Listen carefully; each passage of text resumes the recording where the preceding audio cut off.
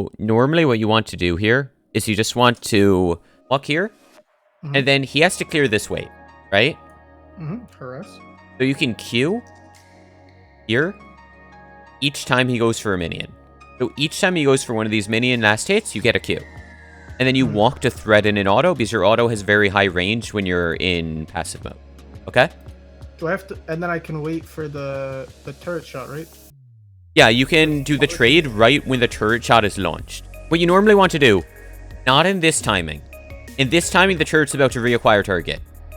Okay. You see that? Because the shot just hit? Instead, you want to do the auto... Like, this was the worst possible time to do the auto, just to tell you. Okay. Because you did it right as the auto hit the minion.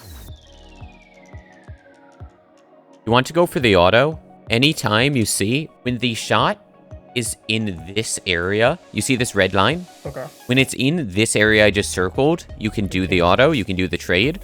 When it's past this area, don't do the trade. It's going to lock on very soon.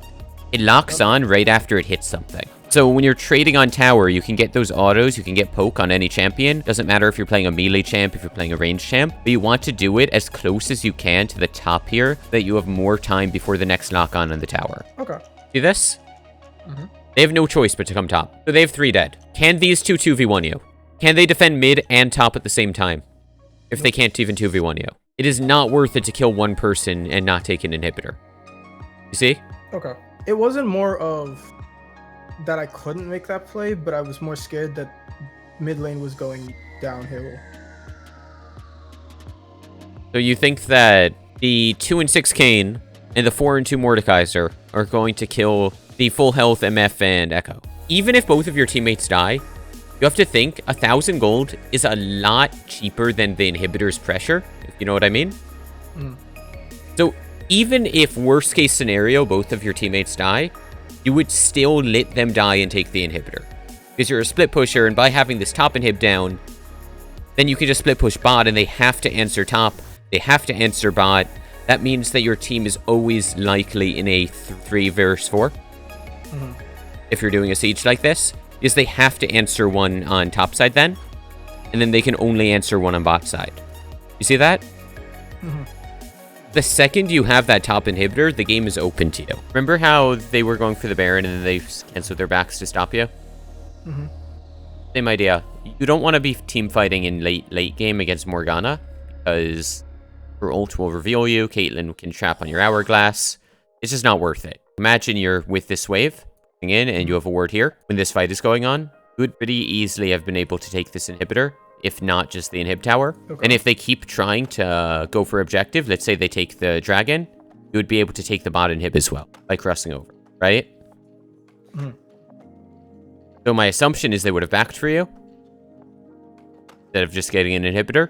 Could have answered with inhib here and inhib here, or maybe not. Maybe you just answer by forcing them to back, and then they don't get both objectives on the map.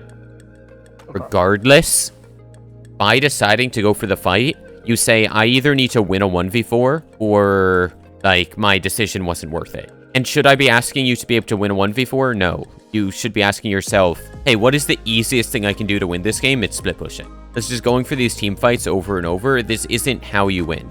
This is just how you make the game a clown fiesta. In mid-game, you can go these team fights because you're strong enough to make it work. In late game, you do not want to be going for team fights on Akali. Not unless your teams have, like, really good synergy. You see how Caitlyn kills you in, like, 3 autos? What's the point of this? Like, even if this works, even if you go 1 for 1, how is this more important than just forcing them to send 1 or 2 people for you? How is it a better idea that you need to outplay them, you need to play incredibly well? So I'm not even saying this fight's impossible to win. What I'm saying is that, let's say instead of engaging this fight, you allow your team to attempt to clear, and you pressure, and you get the wave up to here. They're going to send someone with Baron, and they're going to match you. Maybe they'll send 2 people, and they'll try to kill you. Regardless, they're wasting time and giving your team time to scale. What items do people in the game have? Are we likely to win a team fight? No. Force them into not playing 5v5s. Make it a 3v4. Make it a 1v1. Make it a 1v2. It doesn't matter. Okay. So don't fight them head on. Don't fight them head on in a composition that you won't win against. And compositions you won't win against as Akali tend to be when they have more frontline units than you do. That'll be right before the flip. Do you want a W there? Your shroud is really bad here. You never shroud this far from them. This is the center of your shroud. You need to put it out here. If you want to be fighting. Alright.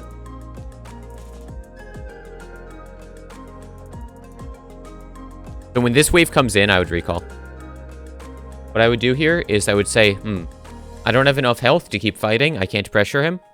But I can TP back and he can't shove this in time. So he's going to have to TP back and I can set up a freeze. Because he won't be able to fight me with the item discrepancy that you can create. You have a revolver in base.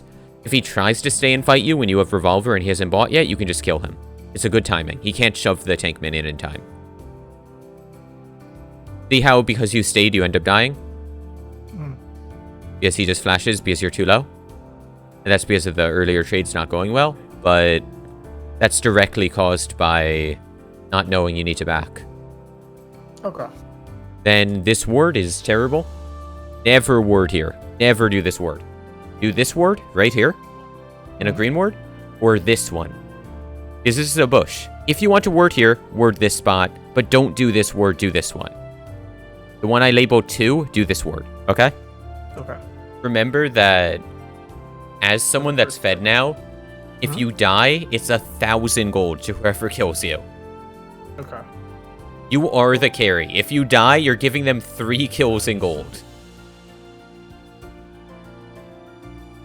So if you go 1 for 1, that is nowhere close to worth it. You have to kill 3 people for your death to be worth it. Okay. No pressure, no pressure. That is a concept people struggle with not, and it is the reason people don't carry even when they get fed. Very often. That's Subato. Go mid, go mid, go mid, go mid, go mid. Wait. Walk mid, walk mid. Heard. You see this? Yes. You always have to be watching the map to catch these moments. Okay. Okay, wait, ER2. Good job. Lean. You see that? Why they stay? Wait, are you the fizz in this game? Do I have to send you extra money on PayPal for this? How did he say clean at the same time? Don't ever play Twitch. Oh no. Hey, we didn't full mute all. I didn't full mute all this game, and then this it's good. Something you realize also when you're trying to climb, your teammates are gonna troll. Not. You just accept it. You don't try to fix them. Look at you, 17 and 3. Wow. All this coaching, I used to be a loser, and wow. Now look where you are. Now I'm gonna end up in bronze. Now you're gonna go straight to gold, man. Straight to gold. Nah, straight to challenger. Who are we kidding? You're right. Honestly, you're right. I'm hanging up the call right now. I don't need you anymore. I've grown out of this. No longer.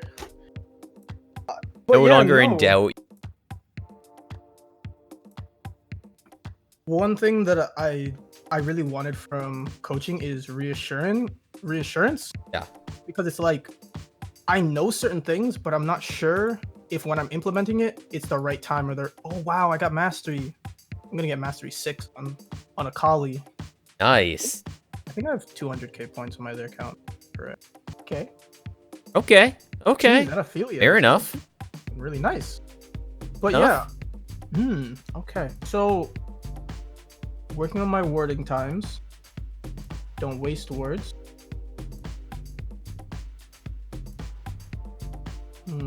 Okay.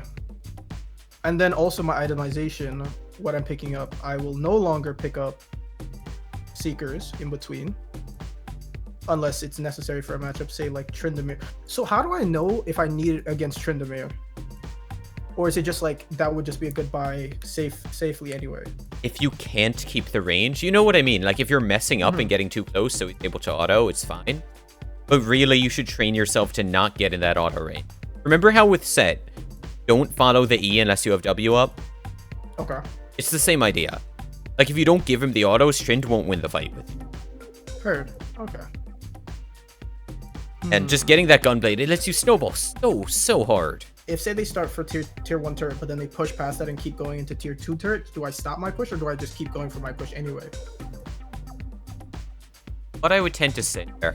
So if you're not fed enough to win the fight for your teammates, then you're not able to rotate. If you don't have a way to fight back, though, of course you're not going to go for that play. You're just going to keep pushing and make it so they waste time stopping you. Delay the game for your team until they're strong enough to help you.